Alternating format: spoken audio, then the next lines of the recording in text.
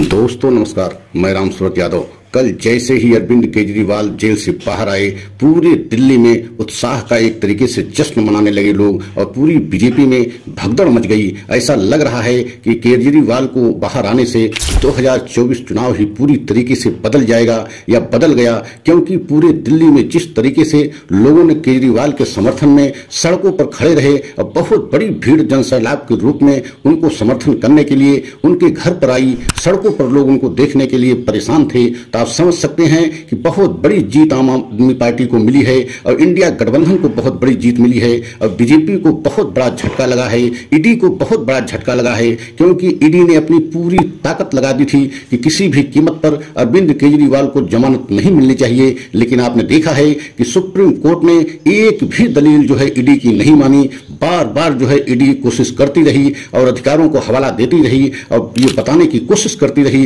कि ऐसे समय में अगर अरविंद केजरीवाल को छोड़ा जाता है तो देश में एक गलत संदेश जाएगा। लेकिन एक भी दलील जो है ईडी की सुप्रीम कोर्ट ने नहीं माना और पूरी तरीके से जो है अरविंद केजरीवाल को छोड़ने के पक्ष में पहले से ही लगता है सुप्रीम कोर्ट ने मन बना लिया था। और आपने देखा है कि ईडी और बीजेपी सरकार को बहुत बड़ा झटका लगा है अरविंद केजरीवाल के बाहर आने से, क्योंकि पूरी तरीके से अब बीजेपी बैकफुट पर चली गई है। और आपको ये भी बताना चाहते हैं कि अभी जो है 4 चरण के चुनाव शेष हैं। लगभग पूरे देश में एक ऐसा संदेश जा रहा है कि क्या मोदी जी ईडी के जो है माध्यम से बड़े बड़े नेताओं को जेल भेज करके जो है चुनाव एक तरफा जीतना चाह रहे थे। लेकिन अब अरविंद केजरीवाल के बाहर आने से पूरी तरीके से 2024 के चुनाव के बचे शेष 4 चरणों की तस्वीर बदल गई है और ऐसा लग रहा है कि अब दिल्ली में 7 सीटों पर पूरी तरीके से बीजेपी का सफाया हो सकता है, क्योंकि जिस तरीके से जनसैलाब जो है उनके समर्थन में उमड़ रहा है। और आप देख भी रहे हैं कि एक तरफ जो है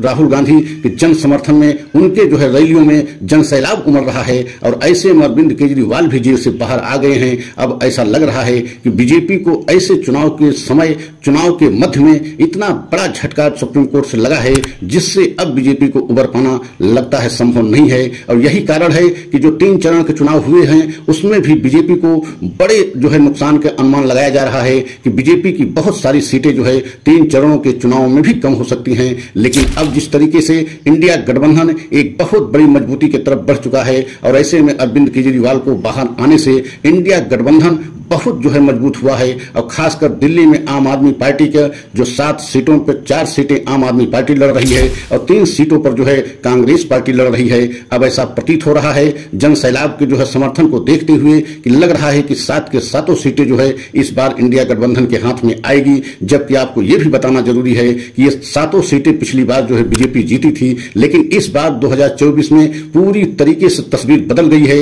और आप देख रहे हैं कि हर चरण के बाद जो है प्रधानमंत्री मोदी ने कोई नया जो है शिगुफा लेकर के आते हैं, लेकिन इस बार मोदी के प्रति लोगों में उत्साह दिखाई नहीं दे रहा है और बीजेपी के प्रति जो है लोगों में उत्साह नहीं दिखाई दे रहा है। और यही कारण है कि पिछली बार की अपेक्षा वोट प्रतिशत भी इस बार कम पड़ रहा है। इसका कारण है कि कहीं न कहीं बीजेपी को बड़ा झटका लगा है और बीजेपी अब जो है और हैरान परेशान है, क्योंकि अब अभी 20 दिन शेष हैं चुनाव में 4 चरणों में। और ऐसे में अरविंद केजरीवाल बड़ी से बड़ी रैली इंडिया गठबंधन के साथ, राहुल गांधी के साथ मंच साझा करते हुए दिखाई देंगे। तो आप समझ सकते हैं कि बीजेपी के लिए आने वाले समय में अब और बड़ी मुसीबत हो गई है, क्योंकि 4 चरणों के चुनाव में एकदम पासा पलटने की उम्मीद बड़े बड़े राजनीतिक पंडितों ने यही जो है एक तरीके से अनुमान लगा रहे हैं कि अब पूरी तरीके से बीजेपी को नुकसान होने की संभावना दिखाई दे रही है, क्योंकि अरविंद केजरीवाल की एक बहुत बड़ी जीत के रूप में देखा जा रहा है। क्योंकि आप जानते हैं कि ईडी के इतना विरोध करने के बाद,